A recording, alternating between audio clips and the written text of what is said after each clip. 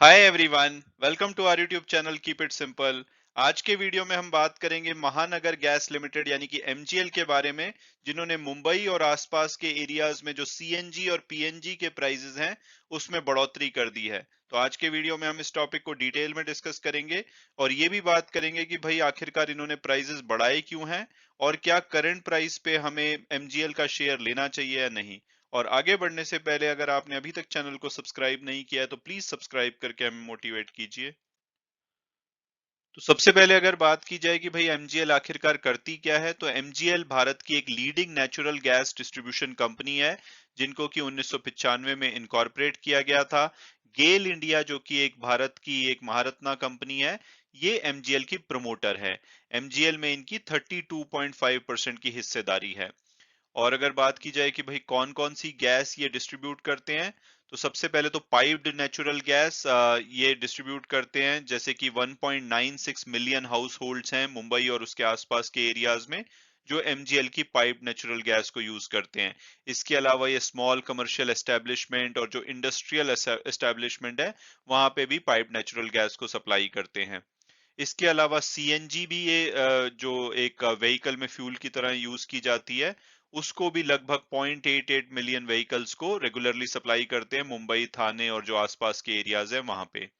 और अगर बात की जाए कि भाई ये गैस की सोर्सिंग कहाँ से करते हैं जिसको कि ये बेचते हैं, तो अगर बात की जाए सीएनजी और डोमेस्टिक जो पाइप्ड नेचुरल गैस है, वो इनका जो मेजर एलोकेशन है वो एपीएम जो कि एडमिनिस्ट्रेटिव प्राइस मैकेनिज्म है। इसमें गवर्नमेंट जो है कुछ जो सोशल सेक्टर है जैसे कि मोबिलिटी, पावर जनरेशन, फर्टिलाइजर, यहाँ पे बहुत ही सस्ते दामों पे जो गैस है वो इनको बेचती है, जो फ्री मार्केट जो होती है उससे काफी कॉम्पिटिटिव होते हैं, तो वहां से इनका मेजर एलोकेशन आता है। उसके अलावा इनका नॉन एपीएम से आता है, यानी कि ये बाहर से भी गैस को खरीदते हैं जितना इनको फर्दर रिक्वायरमेंट होती है। और जो इंडस्ट्रियल और कमर्शियल पाइप नेचुरल गैस है, वो ये काफी सारे जैसे बीपीसीएल हो गया, पीएलएल, एसएमटी, आईपीएल, गेल, इन सब कंपनी से ये प्रोक्योर करते हैं। और अब अगर बात की जाए लेटेस्ट डेवलपमेंट की, तो एमजीएल ने कल यानी कि मंडे मिडनाइट से जो रिटेल प्राइसेस हैं सीएनजी और पीएनजी के, इसको बढ़ा दिया है। सीएनजी के प्राइसेस 6 रुपए पर किलोग्राम और जो पीएनजी है उसके 4 rupees per standard cubic metre के हिसाब से बढ़ाए गए हैं। जो नए प्राइस हैं सीएनजी के, वो अब 86 रुपीज पर केजी पे सीएनजी आपको मिलेगी मुंबई और आसपास के एरियाज में। और पीएनजी का नया रेट 52.5 स्टैंडर्ड क्यूबिक मीटर के हिसाब से आपको मिलेगा। और इस हाइक के बाद जो गैप है पेट्रोल और सीएनजी में, वो अब 45% रह गया है, क्योंकि सीएनजी व्हीकल लोग ज्यादातर इसलिए चुनते हैं, एक तो एनवायरमेंट फ्रेंडली तो है ही है, साथ में कॉस्ट इफेक्टिव भी था। लेकिन धीरे धीरे सीएनजी और पेट्रोल का जो गैप है काफी कम होता जा रहा है और अब ये 45% रह गया है। और अगर हम पीएनजी को एलपीजी जो सिलेंडर आते हैं उससे कंपेयर करें, तो इन दोनों का गैप अब 11% रह गया है। और अब अगर बात की जाए कि भाई ये प्राइजेस बढ़ाए क्यों जा रहे हैं, तो उसका मेन रीजन है, आपको पता होगा कि 1 अक्टूबर से जो इंडियन गवर्नमेंट है उन्होंने नेचुरल गैस के प्राइजेस लगभग 40% तक बढ़ा दिए हैं। अगर आप इस टॉपिक को और भी डिटेल में समझना चाहते हैं, तो ये वीडियो मैंने कुछ दिन पहले बनाया था जो कि मेरे चैनल पे अवेलेबल है, वहां पे आपको आप इसको डिटेल में समझ सकते हैं। और तो एक तो ये 40% नेचुरल गैस के प्राइसेस बढ़ाए हैं, यानी कि जो ये गैस अब प्रोक्योर करेंगे एपीएम के द्वारा, उसके प्राइसेस बढ़ गए हैं। और दूसरा, गवर्नमेंट ने इनकी सप्लाई भी कट कर दी है, तो इस वजह से एमजीएल को ये प्राइसेस बढ़ाने पड़ रहे हैं। और अगर बात की जाए नेचुरल गैस में 40% हाइक क्यों किया गया है, तो उसका एक फॉर्मूला है। गवर्नमेंट हर 6 महीने में एक बार 1 अप्रैल और 30 सितंबर के बीच में, और दूसरी बार 1 अक्टूबर से 31 मार्च जो नेक्स्ट ईयर होती है, उसके लिए प्राइजेस फिक्स करती है। जो भी इंटरनेशनल रेट्स चल रहे होते हैं, उसके बेसिस पे 1 अक्टूबर से लेकर के 31 मार्च पीरियड के लिए 40% जो नेचुरल गैस के प्राइसेस बढ़ाए गए हैं। और इससे पहले भी जब 1 अप्रैल को 1 अप्रैल से 30 सितंबर के प्राइसेस बढ़ाए गए थे, तो तब 110% इसमें इंक्रीज किया गया था, क्योंकि रशिया यूक्रेन कन्फ्लिक्ट की वजह से इंटरनेशनल प्राइसेस गैस के बहुत ज्यादा बढ़ गए थे, तो इस वजह से इनको पास ऑन करने पड़ रहे हैं कस्टमर को। तो एक तो रीजन ये हो गया। दूसरा, इनका जो एलोकेशन है वो भी 10% से कम कर दिया, यानी कि जो सस्ती इनको जो एडमिनिस्ट्रेटिव प्राइस मैकेनिज्म एपीएम के द्वारा इनको गैस एलोकेट की जाती है गवर्नमेंट के द्वारा, उसमें भी 10% की कटौती की गई है।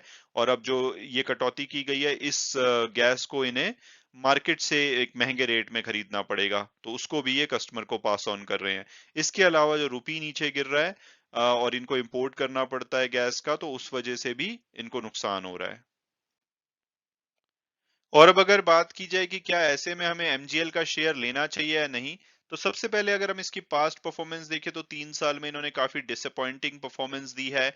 10% की नेगेटिव रिटर्न है और मेजरली पिछले 1 साल में तो इनका शेयर 27% के आसपास गिरा है और पिछले 1 महीने में भी ये 8% नीचे गिरा है। तो इसकी परफॉर्मेंस काफी ज्यादा डिसअपॉइंटिंग है। हालांकि ये डिविडेंड काफी अच्छा देती है कंपनी, इनकी 3% के आसपास की डिविडेंड यील्ड है। तो इस साल में जैसे अगस्त 11 को इन्होंने 15 रुपए 50 पैसे पर शेयर के हिसाब से डिविडेंड दिया था। पिछले फाइनेंशियल ईयर में इन्होंने 23 रुपए 50 पैसे का डिविडेंड दिया। तो डिविडेंड अच्छा पे करती है, लेकिन कैपिटल एप्रिसिएशन पिछले कुछ टाइम से काफी खराब रहा है। हालांकि टिकर टेप के प्रोडक्टिव एनालिसिस को देखते हैं तो उसका एवरेज प्राइस 1,000 रुपए बताते हैं, हायर साइड पे 1,315 रुपए और लोअर साइड पे 812 रुपए। तो उस हिसाब से जो कल की क्लोजिंग हुई है 800 रुपए पे, वैल्यूएशन काफी ज्यादा अट्रैक्टिव लगता है। और अगर इसके फंडामेंटल और पीयर्स एनालिसिस को देखें तो एक स्मॉल कैप कंपनी है, 8,000 करोड़ के आसपास का मार्केट कैपिटलाइजेशन है।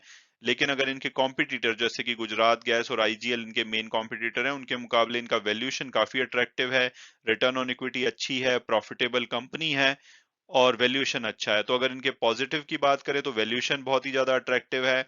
और एक्सपर्ट ये बोलते हैं कि जो गाड़ियों का ट्रांस माइग्रेशन होना है पेट्रोल से लेकर के इलेक्ट्रिक में, उससे पहले सीएनजी पे ट्रांजिशन होगा, क्योंकि वो भी एनवायरनमेंट फ्रेंडली है कंपैरेटिवली।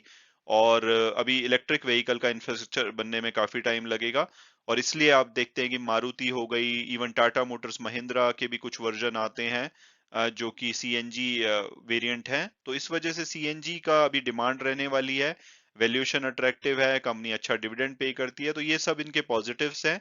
अगर नेगेटिव की बात की जाए तो सबसे ज्यादा सीएनजी व्हीकल लोग इसलिए यूज करते हैं क्योंकि ये कॉस्ट इफेक्टिव होते हैं पेट्रोल के मुकाबले। लेकिन जैसे जैसे इंटरनेशनल गैस प्राइसेस बढ़ रहे हैं, इसमें और पेट्रोल का जो गैप है वो बहुत ही कम होता जा रहा है। उससे क्या हो रहा है कि लोग सीएनजी की गाड़ियां कम खरीदना शुरू करेंगे, जिससे कि वॉल्यूम ग्रोथ पे इनका इम्पैक्ट पड़ेगा। तो ये एक नेगेटिव है, अनलेस की कोई इंटरनेशनल मार्केट स्टेबलाइज होती है, गैस के प्राइसेस बढ़ना बंद होते हैं।